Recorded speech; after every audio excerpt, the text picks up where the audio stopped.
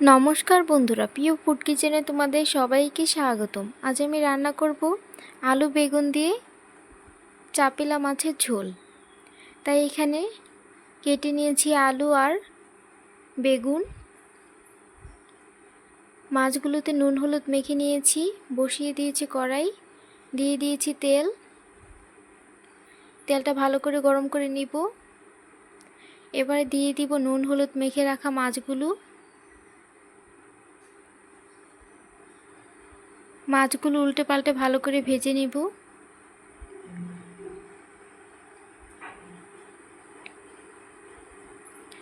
ভাজা হয়ে গেছে, এবার তুলে নিচ্ছি। এই কড়াইতে দিয়ে দিব তেল, দিয়ে দিব পেঁয়াজ কুচি,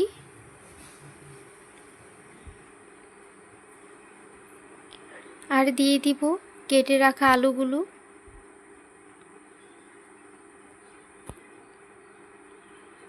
আলুগুলো একটু নুন হলুদ দিয়ে ভেজে নিব।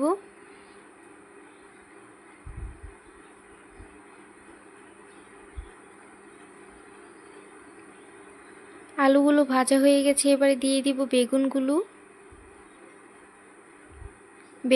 একটু ভেজে নিব।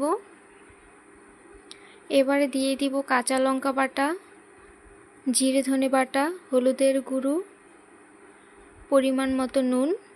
এবার অল্প করে জল দিয়ে ভালো করে কষিয়ে নিব।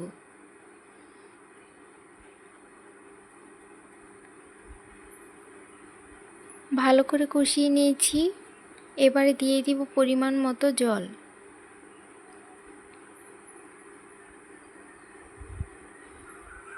জল দিয়ে এবার ঢাকা দিয়ে দিব।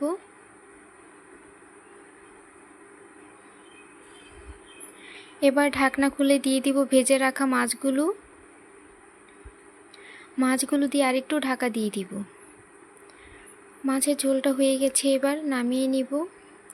বন্ধুরা, ভিডিওটি ভালো লেগে থাকলে অবশ্যই চ্যানেলটি সাবস্ক্রাইব করে রাখবি। এভাবে রান্না করে খেয়ে দেখবে, খুবই ভালো লাগে খেতে।